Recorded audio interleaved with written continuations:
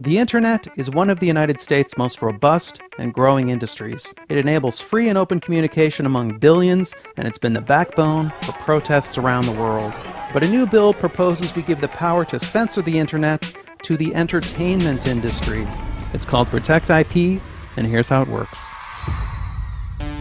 Private corporations want the ability to shut down unauthorized sites where people download movies, TV shows, and music. Since most of these sites are outside U.S. jurisdiction, Protect IP uses a couple different tactics within American borders. Firstly, it gives the government the power to make U.S. internet providers block access to infringing domain names.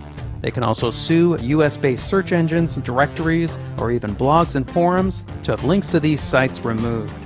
Secondly, Protect IP gives corporations and the government the ability to cut off funds to infringing websites by having US-based advertisers and payment services cancel those accounts.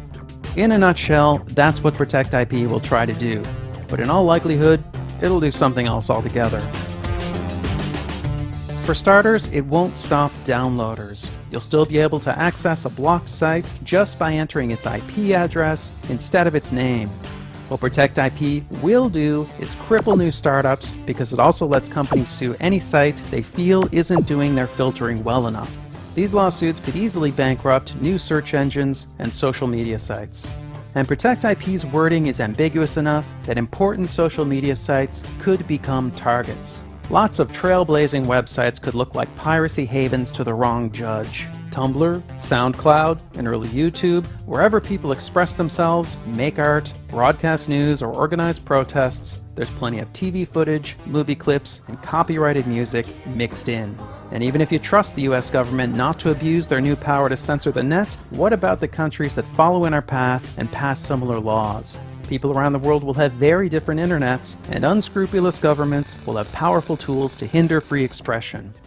But perhaps most dangerously, Protect IP will meddle with the inner workings of the net. Experts believe by fiddling with the web's registry of domain names, the result will be less security and less stability. In short, Protect IP won't stop piracy, but it will introduce vast potential for censorship and abuse while making the web less safe and less reliable.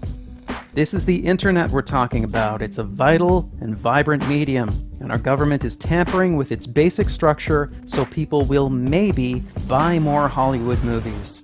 But Hollywood movies don't get grassroots candidates elected. They don't overthrow corrupt regimes, and the entire entertainment industry doesn't even contribute that much to our economy. The internet does all these and more. Corporations already have tools to fight piracy. They have the power to take down specific content, to sue peer-to-peer software companies out of existence, and to sue journalists just for talking about how to copy a DVD. They have a history of stretching and abusing their powers. They tried to take a baby video off YouTube just for the music playing in the background. They've used legal penalties written for large-scale commercial piracy to go after families and children. They even sued to ban the VCR and the first MP3 players. So the question is, how far will they take all this? The answer at this point is obvious. As far as we'll let them.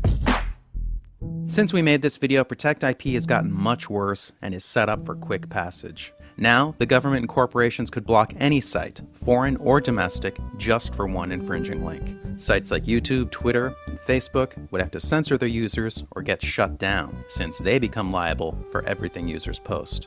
And ordinary users could go to jail for 5 years for posting any copyrighted work, even just singing a pop song.